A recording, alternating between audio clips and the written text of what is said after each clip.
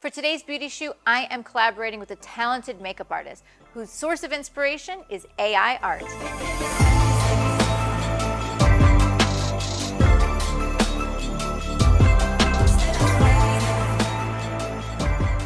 Hey everybody, Lindsay Adler here, and I'm currently on a quest to find inspiration, not fear, from the massive improvements in AI art. If you haven't noticed, artificial intelligence art, what is currently out there, what's being created in programs like dall-e and midjourney, it's incredible. It's creative, it's beautiful, it's unique. And so it has been quite a challenge to figure out if AI is a friend or foe. Is it something to embrace or is it something to fear that's going to replace all of us creatives? Now, probably the real answer is going to exist somewhere in between friend and foe. But right now, I am reaching out to artists for collaborations inspired by AI. So rather than being afraid of it, we're trying to find ways to use it as a source of inspiration, to use it as a springboard for our own creations and to add our own twist. And so for today's photo shoot, I am collaborating with an incredible makeup artist by the name of Marika, and you can find her Instagram in the links below. She has beautiful work, but she also has another project on Instagram. She has a beautiful collection of AI art, both fashion and fantasy and makeup, under the handle Illusory Beauty. And so I reached out to Marika because I thought her approach was really unique. She was creating and curating a body of work around AI, but it also reflected some of her own personal style. And so we exchanged ideas and decided to do a shoot where she would create an AI image, then she'd bring the makeup to life, and then I would photograph it. And so instead of being afraid of AI, we're finding ways to allow it to inspire us and to create eye-catching imagery.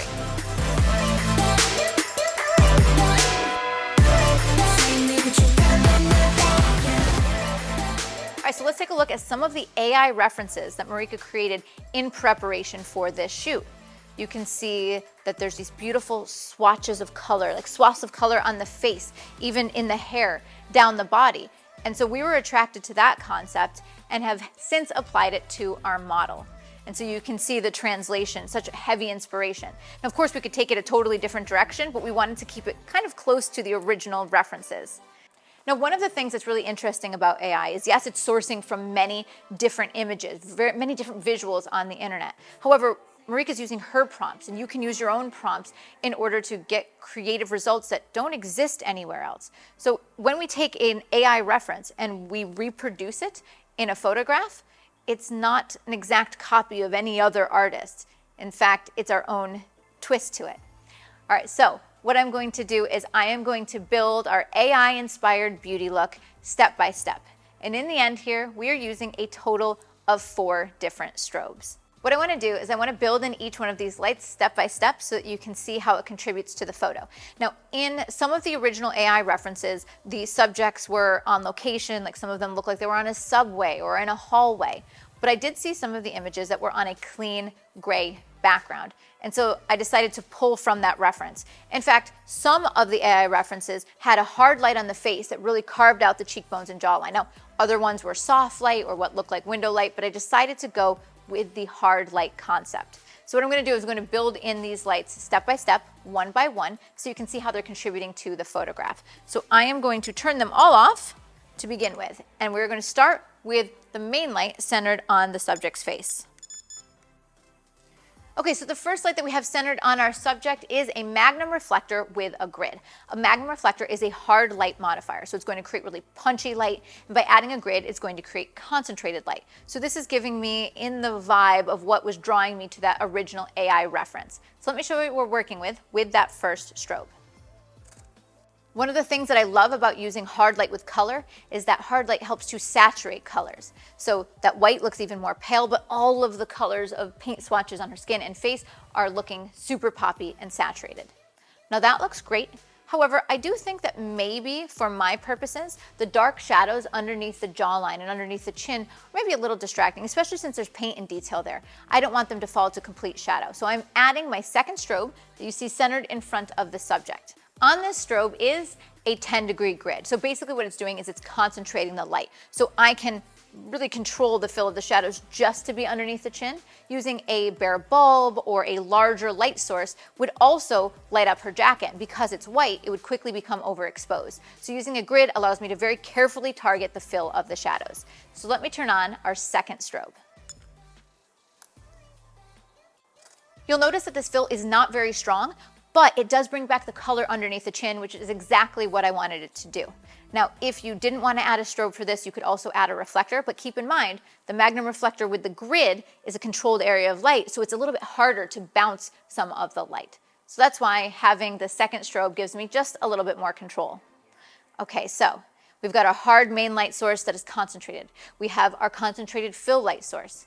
And now what I want to do is separate the subject from the background. Now, in the references, I did like the gray, which is why I'm using a Savage Universal Fashion Gray background here. But because I've used grids as my main lights, there's no light reaching the background. So our third strobe in this scene is one more strobe on a floor stand with no modifier, but it's pointed low to create a gradient of light. It's going to fade from light gray to dark gray to even black, which is going to give me a little bit more depth. Okay, let's see. Next strobe. Perfect. All right, so you can see a little bit of the separation, and now we have that nice neutral gray background. All right, so of course, I could just shoot the image like this. However, I thought that the dark area of her hair started to blend in with the top of the frame. So now it is time to add our last light. Now, of course, you could shoot with just one light, you could do 2, 3, but here's what I would do with a fourth. Looking at her hair, since it is so dark and the background fades to darkness, I thought it was blending in just a little bit. So we have taken a 1 by 4 foot strip softbox with a grid, boomed out overhead to create a hair light. However, we have one little creative trick up our sleeve. We have added a purple gel. So what that's going to do is instead of just giving her a bright shiny highlight on the head, it's going to give a kiss of purple, which is going to unite the hair with the rest of the color palette in this scene. So let's add our fourth strobe. What I think is really cool about this effect is it looked almost like her hair is painted. And something that I love even more is this is actually an inspiration from my hairstylist, Lynn. You know, as I'm building this setup, I have my hair and makeup team on set so that they can review the images, see if they want to tweak the makeup, adjust the hair. But also they're really talented artists, and I will absolutely lean on them when I feel stuck or I want a second opinion. So at one point I tried to gel in the background and we thought the clean gray was better. And then Lynn saw that highlight on the hair and thought that adding a kiss of color was actually going to be another creative solution. And it was the right choice. I think it looks great.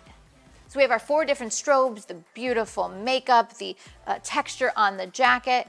And so now it's time to get the right angle and the right expression. I'm going to do so by using my go-to camera and lens combo, which is the Canon R5 and the Canon RF 24-105. So some shots I might do really close on the face.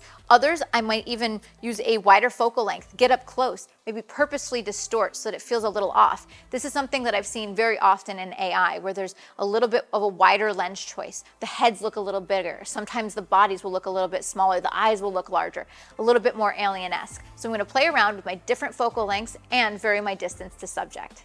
Okay, so with that, let's get the shot. Okay, so I'm gonna have you turn to your left. Great, and I'll lean forward. Perfect, and then chin back towards me just a little.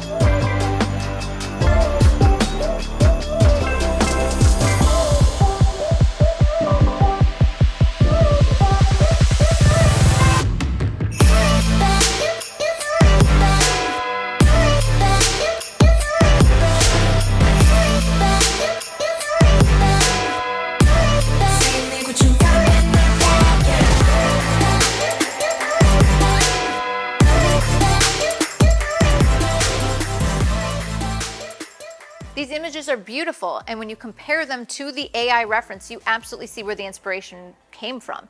In fact, this photograph wouldn't exist without AI. So is that right or wrong? And so this is where you have to determine, is AI something to recoil from, to be afraid of, to try to push aside? Or is it something to embrace, something to try to master, like Marika is? Is it something to use as inspiration, or somewhere in between on that spectrum? So I think the images are great, and I am absolutely going to use AI in the future on my mood boards for inspiration for makeup headpieces, and avant-garde designs. Now, if you want to see the gear used in the making of these images, be sure to check out the links in the description below and visit adorama.com. And by the way, if you want to see some of Marika's AI creations, I also have links to her below. It's super inspiring and she's very talented. And by the way, if you want to see more of these AI-inspired creations, be sure to like and subscribe because I know I'm going to be doing this a lot. See you next time, guys.